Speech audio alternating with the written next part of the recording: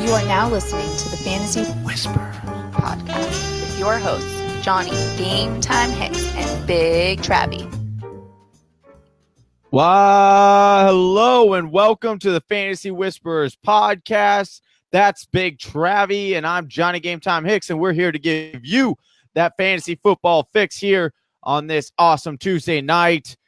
Big Travy, how we doing, man? We had this awesome kickoff this past weekend where the Fantasy Whisperers were in California at the Bank of Venice takeover.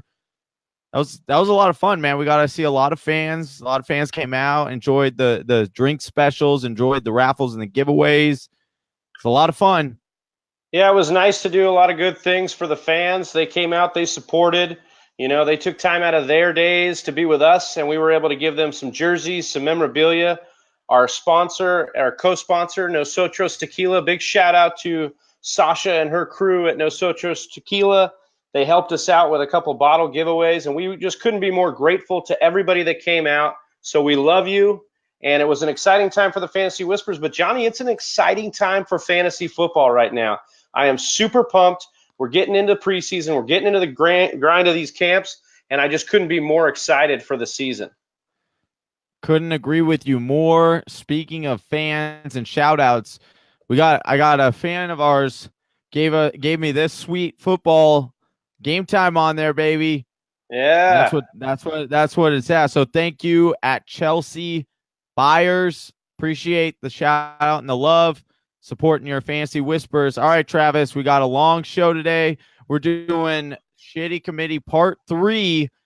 We're going to transition now into some wide receiver duos that are very, very talented, but we're going to break down that wide receiver duo, and we're going to tell you which one's going to be the better value at the current draft pick. And we're going to finish up those running back positions there. And then we're going to close out the show with a couple of questions from some viewers that we were able to sum up here. So without further ado, Travis, we're going to jump into the news and notes here first.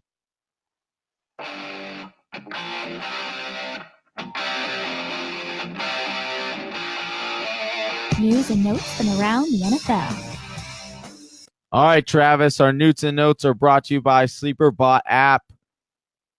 Definitely nice to have handy when you're going over, especially in the season. It comes really handy. All right, we're going to start off with Gruden says Jordy Nelson can still run, quote unquote. Does this give you any hype towards, maybe Jordan Nelson actually being productive in that wide receiver core? I sure hope he can run. He's playing wide receiver in the NFL. So no, I'm starting to get more and more bummed. I'm trying to temper my emotions here. I'm starting to get more and more bummed as a Packer fan that we let Jordy Nelson go. Didn't try to rework with him, but apparently he didn't want to restructure. So we had to let him go. Listen, I think Jordy Nelson is a red zone threat. He's made a killing in the red zone with Aaron Rodgers. And guess who's gone from Oakland? Michael Crabtree, who has also made a killing in the red zone. So I think that the replacement for Michael Crabtree and Jordy Nelson isn't that far off as far as red zone chops. So look for him to be a sneaky value play later in rounds. And speaking of Michael Crabtree in the red zone, Jamison Hensley writes, Michael Crabtree has been a popular target during red zone drills so far in camp. Not a real surpriser here. That's what his career was in Oakland, was the red zone guy. And going to Baltimore, where he's going to be the number one wide receiver, I definitely do like me some Michael Crabtree this year, especially where he's going in drafts. I think he can be quite the value there. All right, so, okay. And then Raiders coach John Gruden says Amari Cooper bulked up to 225 this offseason. Is this going to help him secure those balls a little bit more? He has a big issue with drops. Is adding a little weight? I don't know that I've ever heard that adding weight helps you catch footballs. I don't know, Johnny. Like, he already had the size and speed combo that I liked. I'm almost a little concerned that he'd be overweight. Let's just keep an eye on that they say he bulked up, but I don't know. It might be like they're trying to fluff that he's gained some weight. So keep an eye on that. I do like Cooper to have a bounce back year. He's a nice bounce back candidate this year, especially if Gruden can get that offense turned around quickly. All right. And then Chris Thompson said he likely won't be fully recovered from his broken fibula until November. After getting hurt, he had a handful of surgeries and recoveries in his career. Nothing compares to this one. Travis, tell the Fantasy Whisper community exactly what this news means. On top of that, ESPN was reporting that Geis is going to get a lot more work receiving, that he looks good to the team as far as his maturity in the coach's room. So for me, Geis's value has just skyrocketed in the matter of 24 hours. You heard people kind of talking about him, saying Darius Geis was going to be a legit contender for a lot of carries this year. You remember, Johnny, we talked about him in the rookie episode right after the draft. He is a guy that was touted as, being just as good or just a smidge below Saquon Barkley. Yeah. And he's had some maturity issues or off the field issues, or maybe it was just bad reporting. But Darius Geis is now set to be on a Redskins team that sneakily rushed around 30 times at the goal line last year. They didn't convert a lot, having P. Ryan and Rob Kelly. So for me, and that offensive line was very banged up last year. So you look at that line now, it's definitely improved. It's one of the higher ones that are ranked from Pro Football Focus coming into this year. So I think there's a lot of value in Darius Geis. Right now, he's going in at 305. That's his ADP, right in the middle or the beginning of the third round, middle of the third round. For me, I could see that even getting higher right now with this news.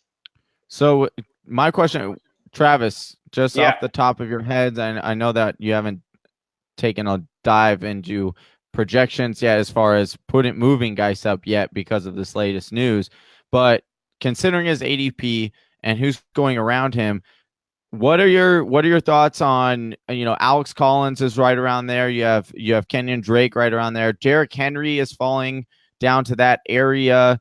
What's your thought process there? Who are you choosing based on, if you had a draft for today? I would not be surprised, Johnny, and this, call it overreaction or call it what you will. I would not be surprised if you're moving him into the second round and up next to guys like Christian McCaffrey, Derrick Henry, Jerick McKinnon, those kind of guys, just because of the way that he could really come in. And you see what teams do when they spend high draft stock on a running back.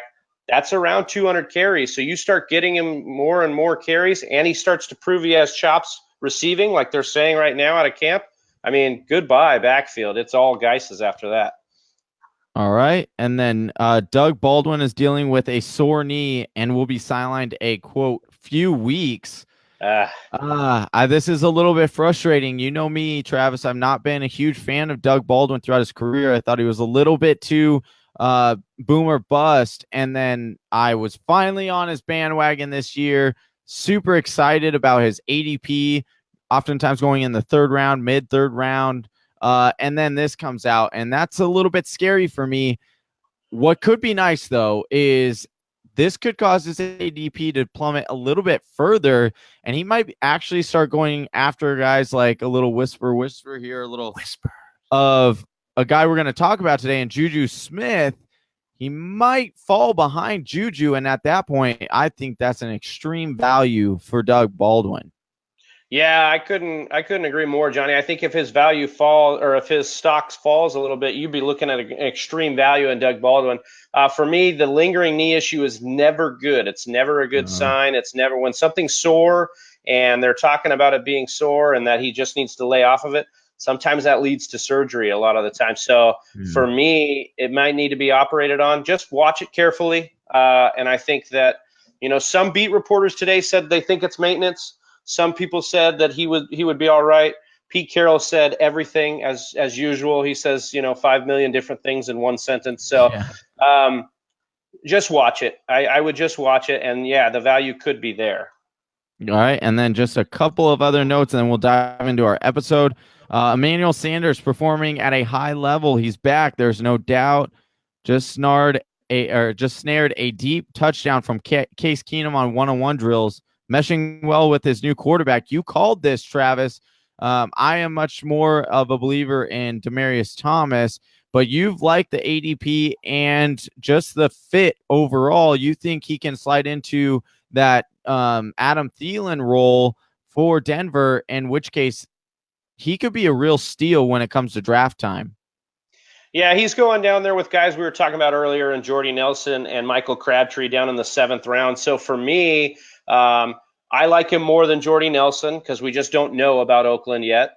I like him more than Devin Funchess, who's down there, because I think there's more value in having a Broncos wide receiver than some of the Carolina weapons.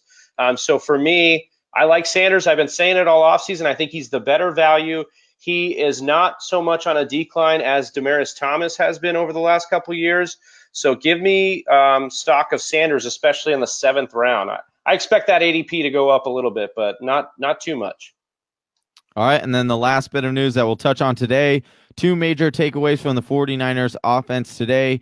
Jerick McKinnon caught a ton of passes, including 2 touchdowns during red zone 7-on-7s. And it's funny to watch corners try to keep up with Marquise Goodwin during one-on-one drills.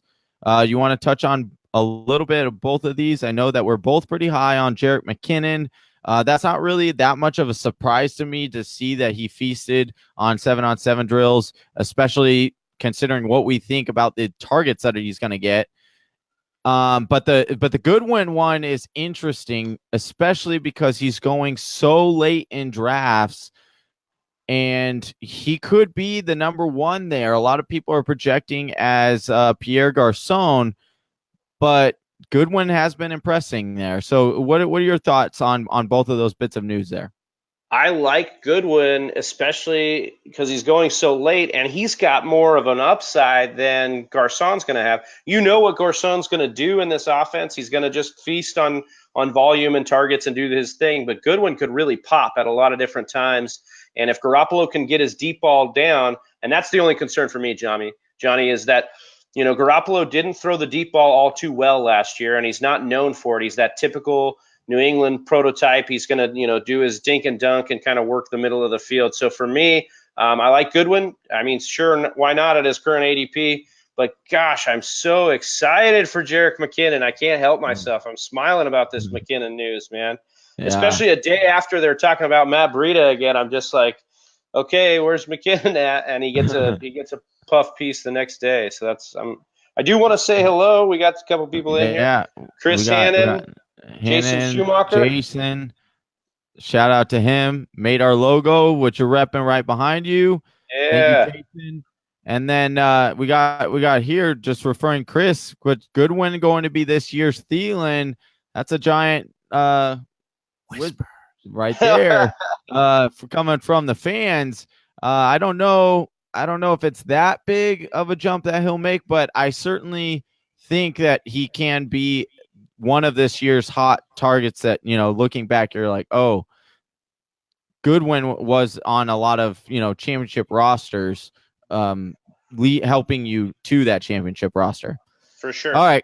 Speaking of guys that could lead you to championship rosters, we're going to finish up our round 3 of shitty committees. All right, Travis, the first backfield we're going to talk about today are the Carolina Panthers backfield. You're looking at their 2017 stats, and they came 22nd in running back rushing attempts. They came 28th in running back yards per carry, along with 24th in running back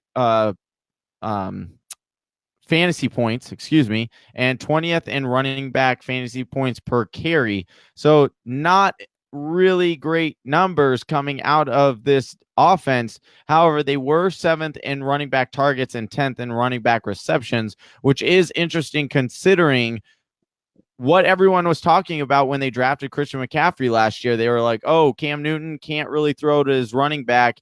He's never done it in his career. Why would he start now? And so to see that number, I think that's the most eye-popping number that comes out of all those stats. You want to break down what your top option for this running back duo is? Well, obviously it's Christian McCaffrey. I just have some problems with his current ADP, right? I mean, if you look at, he racked up 80 receptions last year, Johnny, on 113 targets last year. So right now he's going at, round 2.8 pick 10. He's at the he's going to have to return RB2 value. And last year, like he kind of barely snuck into that value, and he hit his ceiling as far as targets are concerned. He set the rookie the running back standard for targets, 100 with those 113 targets. So, but he did have more targets and more yards per reception than Le'Veon Bell. So for me, he's doing it better than the best at the position as far as receiving is concerned. The added weight is what's coming out of camp, right, Johnny? Like, he's bulked up. We got to see if this equates to durability or if this equates to him being a better runner up the middle. I don't know.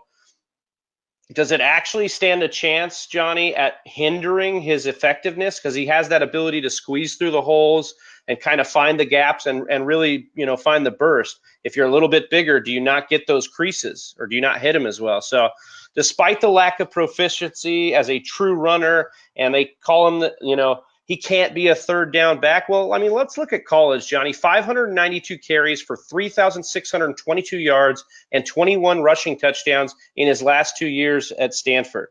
21 rushing touchdowns over 2 years. So that kind of seems like he could be a three-down back, right? They used him all the time at Stanford. My concern, though, is this new offense, right? Norv Turner comes in. He doesn't really necessarily use a tailback, which is kind of the style of what McCaffrey plays. He more uses the halfback, which is kind of C.J. Anderson's role, which you'll talk about here in a second. And Norv Turner has not had a top 10 offense since the 2011 Chargers. So, Johnny, I'm a little bit concerned that we're buying in on the production of McCaffrey last year, and we're buying in on what he finished the year at and not, kind of what his floor is. So is it a little high? Can he do it? I'm sure he can. He's got the talent, the pedigree. But I think C.J. Anderson's sneaking in and to be a nice value, a nice flex play, especially in standard. What are your thoughts? Yeah, I mean, Jonathan Stewart leaves. He goes off to the Giants to, I guess, according to Giants beat writer, just plot around. So they bring in C.J. Anderson, who surprisingly last year, he had his best statistical career on the back of the Broncos terrible offensive line, where he had 1,200 total yards from scrimmage. So I think this guy still has that ability. Okay. He has durability issues himself. When you were talking about Christian McCaffrey's durability issues, CJ Anderson has missed quite a few games in his career because of this. He's never averaged less than 4 yards a carry in the 5 seasons in the NFL. So his carry average is about 4.4 yards per carry, whereas Christian McCaffrey's between the tackles is about 3.7. So when you're going to give the rock to a running back, unless it's a goal line, and even then, I think that they're going to give it to C.J. Anderson because of the role that you saw Jonathan Stewart have last year. I think it's only going to help Christian McCaffrey if they're 10 yards in. But if they're anywhere around that goal line, I could definitely see C.J. Anderson being the guy who runs it in. And we talk about it, the offensive coordinator and the head coach, they want to limit the rushing that Cam does, right? They talk about it every year. We need to get it down. Actually, last year was the highest that they have ever rushed him, and that was at 25%. But you look at the backfield back there, and it was Jonathan Stewart. I think with C.J. Anderson, they could truly do that. Do I think it's going to drop off significantly? I don't. I still have Cam rushing for 6 touchdowns, according to my projections, and I still think that Cam will get his. It's what he is.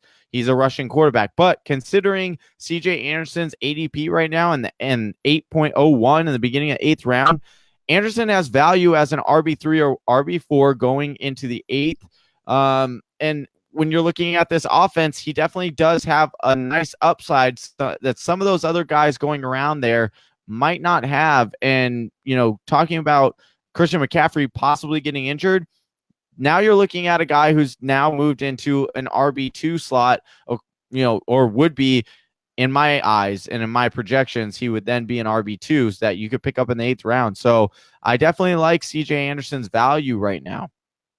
Yeah. And like for me, I'm leaning more towards waiting and picking up somebody like C.J. Anderson, who I know has a shot at touchdowns.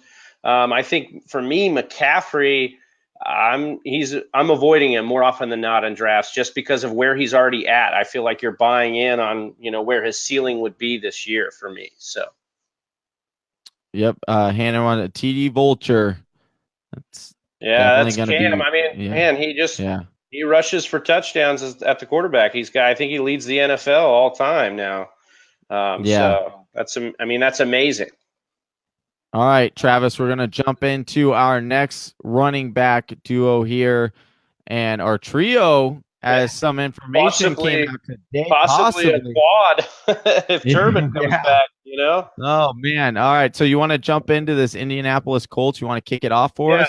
Let's do it. So if we look at last year, it wasn't the greatest year for them. Their line is banged up. They did not have Andrew Luck. So 2017, they're looking at 13th in running back carries, although they did have the ageless one, Frank Gore. He's gone now. They were 26th in running back yards per carry and 27th in fantasy points per running back rush. Andrew Luck, I mean, we've been talking about it all offseason. We've been excited. I am still excited. He should be back. And under Frank Reich, I actually like this offense to help Andrew Luck stay upright, get the ball out of his hand quickly. No more Frank Gore like we discussed. And so when we talk about Frank Reich, will he use a similar committee approach to what the Philadelphia Eagles did last year? 3, sometimes 4 running backs in and out. Colts have one of the softer schedules for running backs. However, their defense projects to be so bad, Johnny, and this, I think, could actually affect the backs, and they could suffer for some negative game scripts. So why don't you kick off this backfield with the highest guy in ADP, Marlon Mack, and tell the people a little bit about him. So, like you just said, Marlon Mack's ADP right now, 6.08, so midway through the 6th round. And I'll be honest with you, Travis, when I'm touting out and trying to project out this backfield, Marlon Mack really, really worries me, especially with that ADP. He only managed 3.8 yards per carry last year, but the line in Indy was a lot worse than it is this year, and Frank Gore was ahead of him, and he got the majority of the work. He did show flashes of being a very exciting running back, but he has issues in pass protection and ball security, so that part is very concerning. You talked about trying to keep Andrew Luck upright. That's one way to not do it and get kicked out of the game. But when you're looking at his electrifying ability, you look at a guy who was tied for 11th in the league for 20-plus yard runs last year. So he has that ability to burst through the hole, get monster gains. He is currently rehabbing a shoulder injury. And given the fact that Colts drafted 2 running backs, this is a cause for concern. I just think that Mack is too risky on a team whose front office didn't draft him. He's got a suspect offensive line, and we know what the running backs coach is saying, and that's that we're going to play a lot of running backs. You're not going to have a bell cow type of running back, and so that all those things summed up are very concerning to me. But we're going to talk about a couple of more guys here, Travis, that I think might be worth a stab. Yeah, especially your little sleeper, your little whisper, if you will. Yep. Nyheim Hines. Why don't you tell us a little about Nyheim Hines? He's next in ADP, so I won't steal your boy from you. Well, I appreciate that, Travis. So Nyheim Hines, I absolutely love this guy. I've been touting him up all offseason, and the reason I like him so much, and I think it was such a great way that you explained it, Travis, their defense is not good. So they're going to be in a lot of negative game scripts. And what happens when you're in those negative game scripts? They have to pass more. And who is the pass catching back out of all of these guys?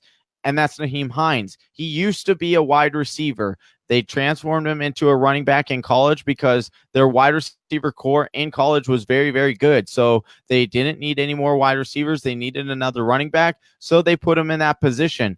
His current ADP right now is 12.06, midway through the 12th round. And when you look at guys that are going around that draft price, he's along with your boy from Baltimore in Kenneth Dixon. I think he has just as high of upside. He might not have that ability to obtain that running back 1 position. like Kenneth Dixon might. But Yeah, I just think the backfield in Baltimore is a little more valuable than probably the backfield in Indy, right? Yeah. I totally But agree. I get what you're saying, right? Like they both could be that all-purpose, almost that Tariq Cohen, and then on a higher level, Alvin Kamara. I don't think Nyheim Hines will reach Alvin Kamara's status because of the situations of the teams, but you're talking about the flash and the upside that you could see in a guy like Hines. Especially because he ran a 4.38 40-yard dash time. Like that's super fast. Yeah. He's got a motor, dude. So, but given that Mike Wright, what he did in Philly with 4 backs and a rotation, I could see Hines being limited to only the passing downs. But like you said, if they're in a lot of negative game scripts, look for a lot of work for Nyheim Hines. Yeah. All right, Travis, we got one more running back in here, and there was a little bit of news, and I've started to watch him a little bit come up through the rankings. Colts backfield. You want to give us the lowdown on Jordan Wilkins? Yeah, I won't lie. I kind of passed on Nyheim Hines so I could get a shout out Jordan Wilkins. Like for me, Johnny, I'm actually the most excited about Wilkins in this backfield because right now he's going in the 14th round. He's basically a flyer. You do whatever you want with this last pick. Most people are picking their defense or kicker maybe.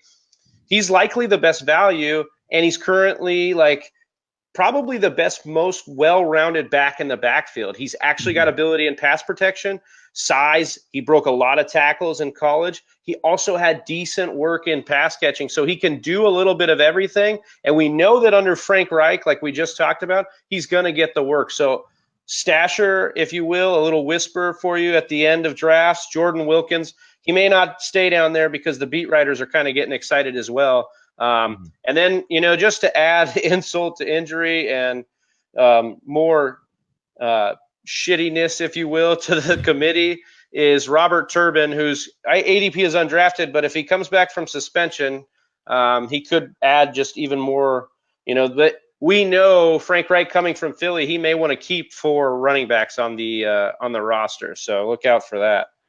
And then we got Chris here. I'm going to pop up a comment here. Marlon Mack on my do not draft list now. Thanks, guys, for the info. Of course. So we got you for Chris Hannon.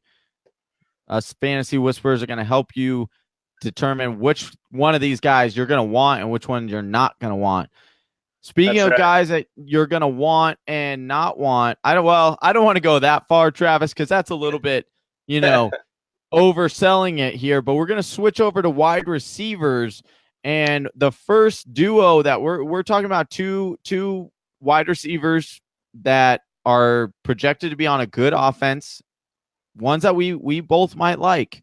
Yeah. But we're going to talk you through which one is the smarter decision to make on draft day. And we're going to start off with this Minnesota Vikings wide receiver core of Adam Thielen and Stephon Diggs.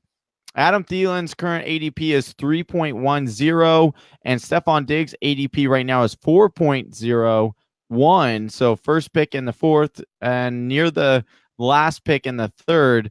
Travis, this offense was 21st in passing attempts last year. They were 13th in yards per play. But then you look at Kirk Cousins coming over from Washington, and Kirk Cousins actually ranks 4th in yards per attempt at 7.8. So let the fantasy community know a little bit more about who what side you're leaning towards, what you like about Adam Thielen and this offense in general. Yeah, I figured that as we delved deeper and we got closer, and maybe this will happen, but I felt like as we dug deeper, we were going to get more clear on this wide receiving core, right? I kind of am scratching my head and pulling my hair out a little bit more as we dig more deeper into it. And if you look at it, Johnny, we were talking, 10 episodes ago about this wide receiving core, and you're telling me, hey, their ADP is probably going to shrink. And I'm like, yeah, it probably is. Well, here we are, Johnny. I mean, it's 3.10 to 4.01. So Diggs is closing in on Adam Thielen. The gap is there. So let's dive into Adam Thielen a little bit, right? Mm-hmm. Well, actually, I want to talk a little bit about the actual wide receiving core. Under Mike Zimmer, the Vikings have averaged 22nd in pass attempts over his tenure. And meanwhile, you look at Kirk Cousins over the last 2 years, he was ranked 6th and 8th in pass attempts. So something's got to give here. I imagine they'll be somewhere in the middle of that. I don't think that, Cousins has ever really had a team that is this talented. So he's usually had to do a lot more. I think with Dalvin Cook and with the defense, that could actually come into some conservative clock management game scripts, which means they're not going to be airing it out a ton, which means these guys are probably going to be fine, startable wide receiver twos. I think if you're looking at upside, it's probably Diggs. But let me dig into Thielen, right? Last year, 8th overall in targets with 143. He had 91 receptions. He owned 27% of the market share last year, as I think Case Keenum's style kind of fit more into Adam Thielen's. I mean, that was more of his go-to guy. He was 5th in receiving yards with 1,277. He could be in line for positive touchdown regression if you're looking at it, because he only scored 4 touchdowns last year. But in order to do that, he's going to have to manage better than a 29% completion percentage in the red zone last year, Johnny, whereas his counterpart Diggs was a lot better, and you know that. So he plays significantly better out of the slot, where he played 51% of the time last year. As a result, he ran the slant and the flat 38% of the time, and not being very good at getting off of man coverage will be the key to success is if he can turn that around. Well, whereas for me, you're going to talk about Diggs here in a second. He's an elite route runner, so he's going to get open. 91 targets were the most targets Crowder ever saw while Cousins was the QB, and that's important to realize that, we're not maybe looking at a volume guy or a guy that loves volume. Maybe he likes to take more shots, and I think Diggs actually sets up to be the better play, at least for me personally. And Johnny, you'll tell us a little bit more with Diggs. Yeah, so when it comes to Diggs, and like you said, I back what you're saying as far as I thought that when I would dive deeper into these stats and these projections, that because I've always been high on Diggs coming into this season.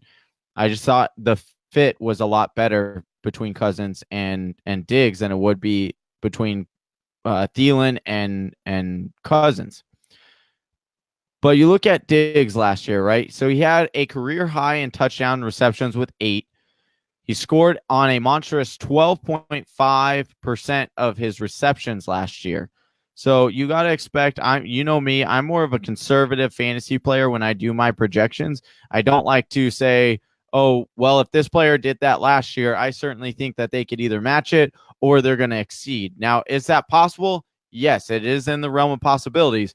But as a fantasy analytics person, I try to err on the side of odds and things like that. And so I don't necessarily see that happening.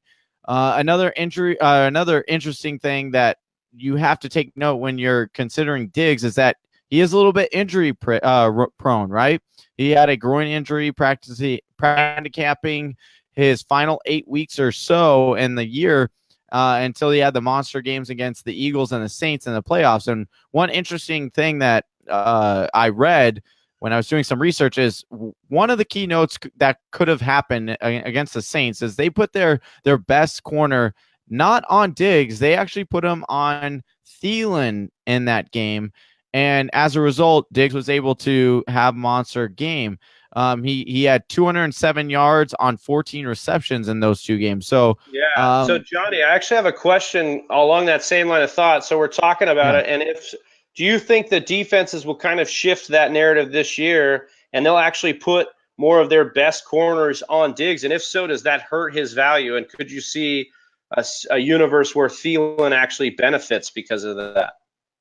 So initially, I don't think so, because I think that teams are still going to focus on Thielen because Thielen is the guy, right? He's proven it all last year that he's good. The thing about Thielen is not only is he good, yes, he runs the majority of routes out of the slot, and then he does the or the flat, like you said, 38% of the time, but he's really good at the 9 route out of the slot. He's one of the best, and he can go up and grab it. He's snatched way more than 50% of toss-up balls. So we talked about Kirk Cousins liking to take those gambles. Well, Adam Thielen is one of the best in the business out of the slot. Here's the interesting thing to me, though. When you're looking at Diggs and when I'm plotting him out, right? So I actually think that Diggs will go down he had a target share of 27% last year, which is kind of insane when you're looking at other wide receivers. You're looking at, DeAndre Hopkins. He had 33%. He's an elite wide receiver. You had Antonio Brown. He had 27%, and he's an elite wide receiver. And I'm not saying Adam Thielen can't be an elite wide receiver. I'm just saying that those guys are a little bit more proven, and we've seen that consistently. But then you look at the quarterback in Kirk Cousins, and he's never, call it what you will, I know he's never had the talent he has here in Minnesota, but he's never a guy who just peppers one guy. You look at his target share of last year. He didn't have a wide receiver targeted more than 20%. So Right. for me, when I'm taking into those accounts, I use those projections. So I have Diggs doing percent of his of the target share. So he's just roughly under 1,000 yards and 6 touchdowns. And when I stat out Adam Thielen, I have him at about 16%, excuse me, which is still very high, and that's on par with what Kirk Cousins does with his second wide receiver. And that gives Thielen 848, but he only has 4 touchdowns. So to me, with them going so close, I do give my nod to. Can you dig it, sucker? That's right. I take Diggs over Adam Thielen simply for the fact of just matchups here. Yeah, I agree with you. I'm taking Diggs more in more drafts, and I'm staying away from Thielen a little bit. And we'll see more, obviously, in preseason. We have to watch carefully because both of these receivers are going. Kirk Cousins is new to both of them. We really have to watch how the rapport builds over this preseason. And speaking of watching preseason games, like I said in Mock Draft Monday, Matt Poffin is coming out with an article to tell you what to look for in these preseason games because it's important to watch what you can see and what's important, especially with something like rapport. So just to sum it up, I think Diggs is the way to go. Well, let's kick off our last wide receiving core here, Johnny. I think we have a special guest here, Travis. I'm gonna go ahead and let him on the show. All right. All right, do it. You know what it is. Black and yellow, black and yellow, black and yellow, black and yellow. Yeah, that's right. The Pittsburgh Steelers are the last wide receiver duo we're going to do on today's episode. We're talking the major ones. We're going over Juju Smith. We're going over the guy, the man, the myth, the legend, Antonio Brown, who never seems to age. And then we're going to sneak in there with a little bit of James Washington talk. But Travis, I want to kick this off first with a little bit of stats from Pittsburgh Steelers last year. They were the 6th in passing attempts, and they were 7th in yards per play. Ben Roethlisberger loses Todd Haley to the Cleveland Browns, and longtime positions coach Randy Fichtner. Am I saying that right? I think it's Fichtner. Fichtner, thank you. Takes over, who has been Ben Roethlisberger's quarterback coach for the last several years. The Steelers have finished in the top 10 in the NFL in passing attempts 3 out of the last 4 years. Most people talk about Big Ben's home and road splits when you're talking about Big Ben. That's the number one thing they bring up. However, I want to say and let our viewers know you can actually win a bar bet on this one. And that's that last year, he actually averaged 0.4 more yards per pass attempt away from Heinz Field than he did at Heinz Field. So that's just a quick little gem there. It can earn you a free beer, courtesy of the Fantasy Whisperers. But one thing I want to say before we hop into these wide receivers and discussing them, Travis, I know you'll start off with Antonio Brown, but do note that they have the 30th most difficult schedule for wide receivers and the 31st during the playoffs. So we'll give our input on what that means for each of these wide receivers as we go along as well. But Travis, why don't you jump this one off with one of the greatest wide receivers that has ever played the game? Yeah, not since Jerry Rice have we kind of seen somebody get to this level and kind of stay at this same pace. So it's exciting to see Antonio Brown. Whoa, are you discrediting my boy?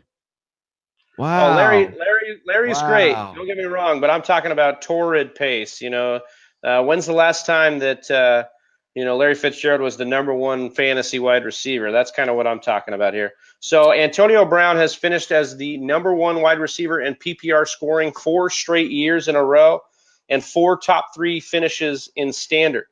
So he had 150 targets last year, or over 150 targets last year, and he's done that in each of his last 5 seasons.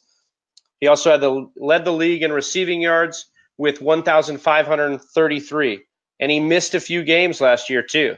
He had 9 excellent starts and only 4 bad ones. So when it comes to wide receivers, I can't say much more here, Johnny. He's the cream of the crop. I think you're taking him, behind the top 4 running backs, but I wouldn't be surprised if you're taking him inside the top 5 either. So for me, Antonio Brown, I don't know that there's much more we can say. I think that we're going to have a little bit more to talk about with Juju Smith-Schuster. I think that you're taking a little bit of a harder stance than I am on Juju, but let's get into what you have to say about Juju.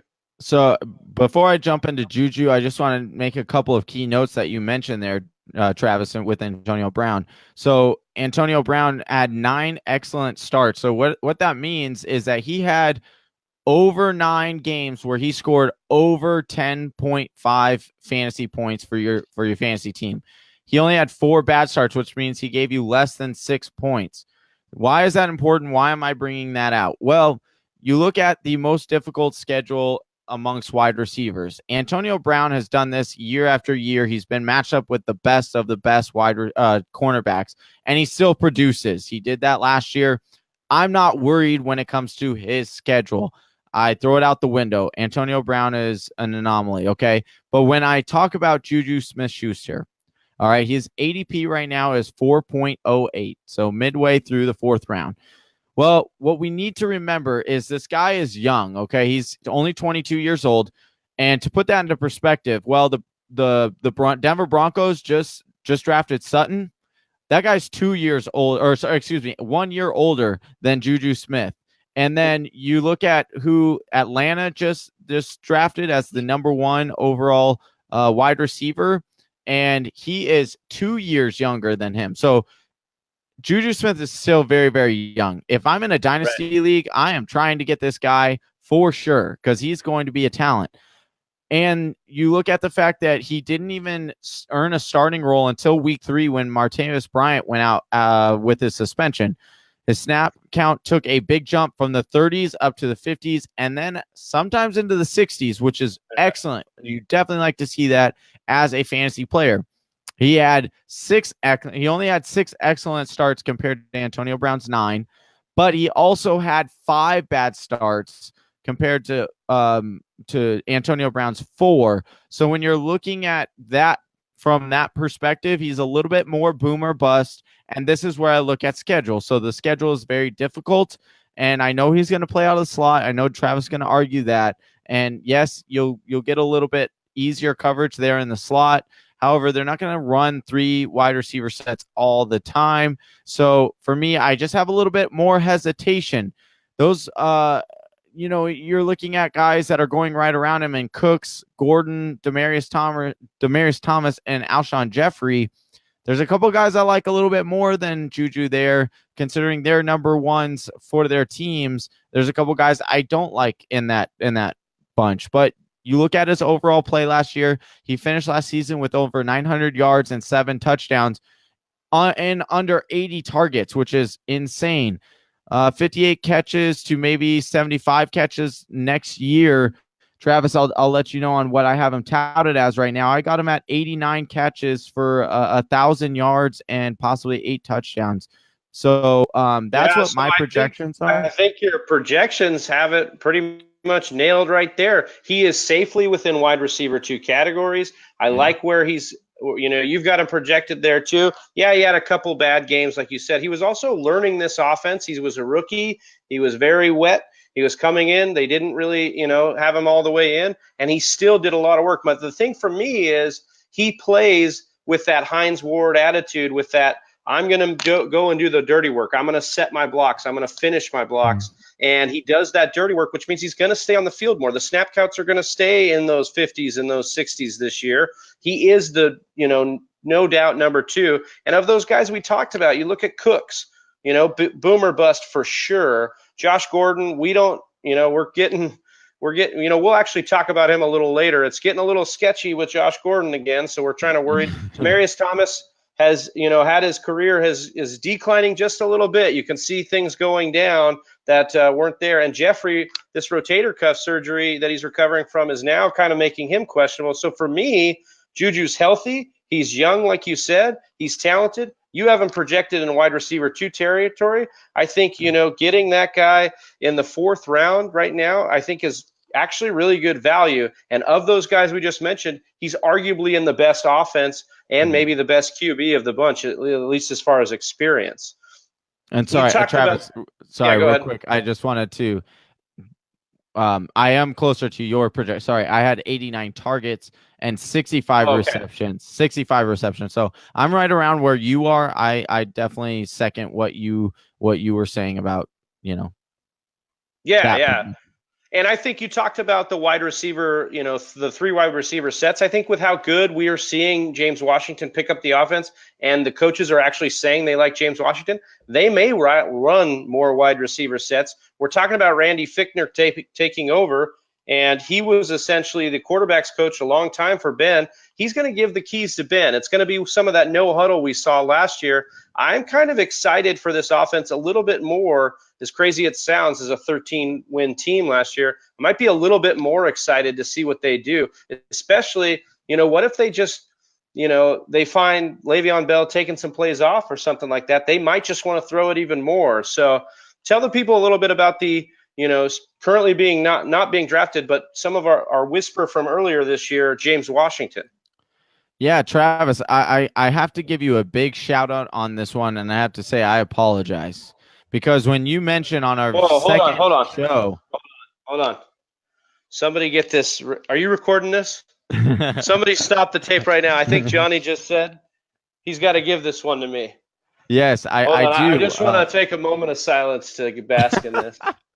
All right. So I must say, when you mentioned this back in our second overall episode of the rookies, wide receivers running, going crazy, right? Yeah. And I laughed when you were like, "Oh, watch out for this guy."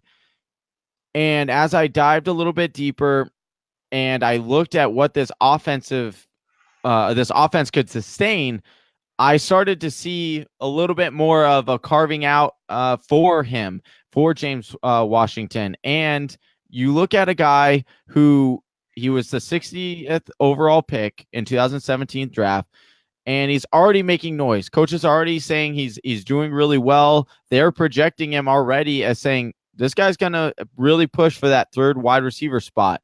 He was the top wideout last year in college with 1,549 receiving yards. He's built a lot like a running back. He's 5'11", 215 pounds, and he ran a 4.54. So he would be playing on the very outside, opposite of Antonio Brown. So, Travis, I will give it up to you. Good call on this one. I now don't get me wrong. I'm not going to say that he's going to be a world beater, but I do you want to have crown a projected. His ass. You crown him. Yeah, that's why we took the damn field. Now, you want to crown them, then crown their ass. That's exactly right. Yeah, exactly. But I do have him touted right around just under 600 yards and 3 touchdowns. So he is making a little bit more of a push than I thought he was going to do. So yeah, I think you kind of talked about it earlier with the 3 wide receiver sets. For me, I just liked what James Washington does for this offense. I think he helps this offense, especially with Vance McDonald, who now got carted off. We saw during practice. He's hurt. He's banged up. Could you see more of Juju Smith-Schuster in the slot, which means it opens up, weaker cornerbacks on Juju, who's already a physical specimen that's been lighting people up. I'm digging Juju. I am very high on him. I'm high on this offense. Ben Roethlisberger, we talked about it at the top here. He's basically being disrespected because of these home road splits. You talked about how that might be a little bit of a myth. And last year, he was in the top 5 by the end of the year. I mean, he won a lot of people leagues or got people into the playoffs based on them picking him up last year. So don't sleep on this offense. Not that you would, but don't sleep on the complimentary guys either. All right, Travis. And then we're gonna close our show. We got our very first what did you call it? Whispers from the gallery. Whispers from the gallery, exactly. So we got a couple of fan questions here that we'd love to answer. Again, if you have any questions that you would love us to answer on the Fantasy Whisperers podcast, please shout us out. Leave a comment on our Facebook page or DM us on Instagram. We do posts on there as well. And we would love to answer some questions, as well as leave a comment or review on iTunes, Google Play, or Stitcher. And we will love to answer those. So with our very first question, we had a Tyrell. Travis, do you have those up real quick? Yeah. You wanna read out that first question? Oh, Who yeah. by?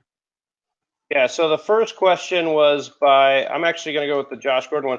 First question was by John Credit, and he said, how can anyone justify drafting Josh Gordon at his current ADP?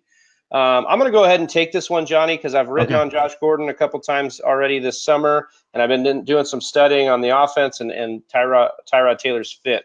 So for me, you can justify it based on who he's going around. So at his current ADP, it's 4.02, right? That's Amari Cooper, Rashad Penny, Lamar Miller, Zach Ertz, Kenyon Drake, and Juju. So other than Juju, who I just made the huge case for, I could see, maybe Cooper. I like Cooper as a bounce back pick, but Rashad Penny's got some questions, man. That offensive line is in kind of disarray. Carson's opening as the starter. They were talking about CJ Prosise today, Johnny. I just think it's getting muddier and muddier by the day. Lamar Miller, I think, is just waiting for Dante Foreman to get back and isn't very exciting as it is. Right. Zach Ertz is a tight end, so I could see you, and he's top tier, so I could see you taking him there. And then Kenyon Drake, another question that probably gets muddier. Is Miami going to – so as far as who's around him, I'd say you can make a case for Gordon there because he is the number one on his team, and Tyrod Taylor fits his style. So speaking of Tyrod Taylor, when he had Sammy Watkins on a much less – passer-friendly Bills offense, Tyrod Taylor made Sammy Watkins a wide receiver 15, right around the range that we're talking about Gordon going in. And then if you look at Gordon's per-catch average last year, it was 18.6 yards. Amari Cooper, 14.2. Stephon Diggs, 11.8. Juju Smith-Schuster, 15.8. So he still had it, even after taking all that time off. I think a year, coming back, his body's still in great physical condition, and I think Tyrod Taylor actually does Josh Gordon good here. Yeah, I just want to do one input here, and this is why I haven't really drafted Josh Gordon in any of my leagues that I've done. So mock drafts that I've done, and that is one, what you're paying. Oftentimes, if he's your wide receiver 2, I'm okay with it. Yeah, I'm fine with I paying think that that. it would be. Yeah, if you're gambling, let's say you go with the strategy of the 2 RB or 2 to 3 RBs to start off your draft, and you're picking Josh Gordon to be your number 1, I think that's a huge mistake, and I will tell you why. Shout out, and everyone's going to say, and I'm going to get which is that's totally okay, but Josh Gordon, we are chasing points, and it is so far in the past. We're talking about, and there was a viewer, Matt Poppin, had said refer to 2014 for your answer. Yeah, that's right. I just paused there because 2014, like Travis, we were just out of college. We were new babies, barely out of college when that happened. Like, that's so long ago. I'm not going to chase those points. I refuse to give in to. It's a heartfelt story. I get that, and I understand that. Back, I just told you how his yard per catch average was monstrous. I mean, Marvin Jones last year was in the 18 range and led the league. So we're talking about a guy like extrapolated on a year, like he was still doing it at that level. Name another wide receiver they had on their team last year and the year that he exploded. Yeah, exactly. So they've got Jarvis Landry there. They've got Corey Coleman. They've got DJ. They've got a running game. I just don't think we can expect what we've seen in previous years from him. That's all I'm saying. Yeah, but I think a wide receiver 2, I think, like you said, I think a wide receiver 2 is perfectly fine. I think he could be top 15. I think that's where you're probably getting him. I think that's fine. And then you have the upside of a guy who could be an elite wide receiver. 100% agree. Yeah. Okay, and then we're going to do just a couple more. Will Tyrell Williams be a solid wide receiver 2 behind Keenan Allen? He is a great value in the late rounds of drafts. I don't know, man. Not for me. All right. So we're talking. His ADP is currently being undrafted. People were hyped on Tyrell Williams last year. Then Allen stayed healthy. Travis Benjamin got it going at the end of the year. Mike Williams actually started playing a little more and taking some snaps. So you look at Tyrell Williams snaps from 2016, the pre-hype, or the coming into the year that he did work. He was 83% of the snaps. In 2017, he only had 69% of the snaps. Then you look at his targets. He had 20.5% of the target share in 2017, all the way down to 11.3% in 2017. Or I'm sorry, I had that 2016 to 2017. Yeah. So for me, no, I think this is the Keenan Allen show. I think if anybody's going to try to benefit from the Hunter Henry thing and come up, maybe Mike Williams. So look out for Mike Williams. And Travis, I second that. That's how I have it projected right now. I have Mike Williams taking 14% target share and Tyrell Williams repeating what he had last year in 11%. And so that gives me more confidence in Mike Williams and the fact that he has the higher upside there than Tyrell Williams does. So that was how we would answer that. And then the last but not least question, shout out to Jesse Britton. And this is really important, and for all new people too, as well as seasoned veterans, what importance does the bye week have in selecting players in the draft? And I'm going to kick this one off, Travis, and chime in as you need or as you feel. What I'm going to say is a lot of times newer fantasy players have this huge stigmatism towards like, oh, I already drafted a guy that's, has a bye on week 8, and this guy has a bye on week 8. And I'm and they use it kind of as a negative effect when they might pass on the better player because of the same bye week. And what I would say is this is the draft. This is just the start of your team. And you can ask Travis, because he is the trade master. The team you start with is not the team you're going to end with. There's ads, there's drops, there are trades. So don't worry about especially if it's week 8. And now if it's like week 4 and 5 and you've got 3 to 4 players that are on weeks 4 and 5, then I would say, okay, be cautious about where you're going with that, because the odds of you trading that player before week 4 or week 5 are a lot slimmer. But if it's week 8, 9, 10, sometimes 13, don't worry about it at all, because the chances of that player being on your team still by that point are fairly slim. So I don't use it to deter me from drafting a player or not, unless it's in the early rounds. Yeah, I think it just goes back to like the old adage of best player available, right? You want to take the best player available. If you end up with something, yes, like Johnny said, you're in week 12, week 10, or week 11, week 10, week 9, those kind of bye weeks, and you have a lot, yes, you're going to be a little bit concerned, but I would just stay patient, take the best guy available, and then look at who you have. And if you start, dipping into the bye weeks and you really think it's worth, sacrificing maybe a week, I don't know that it ends up being that way if you've stacked a team full of talent. All right, Travis, any last words for the people before we send them off? Just tune in Friday. We got Face Off Friday again coming back at you. A couple of ADP similarities, especially with ADP moving all over the place. It's good to keep up on these. And I just appreciate everybody watching. And once again, everybody coming out to the Bank of Venice event. We appreciate that big time. All right. As always, catch us on iTunes, Google Play, Stitcher. Download our latest podcast, as well as head on over to YouTube and check out all of our videos. We got Mock Draft Mondays. We got these episodes go up right after. And then we've also got the Face Off Fridays. Mock drafts are coming up. You're going to want to listen in to us, guys. All right. Thank you guys so much for joining us. Until next time, that's Big Travy, and I'm Giant Game Time Hicks. And you come here for your fantasy football fix. All right. Peace. Peace.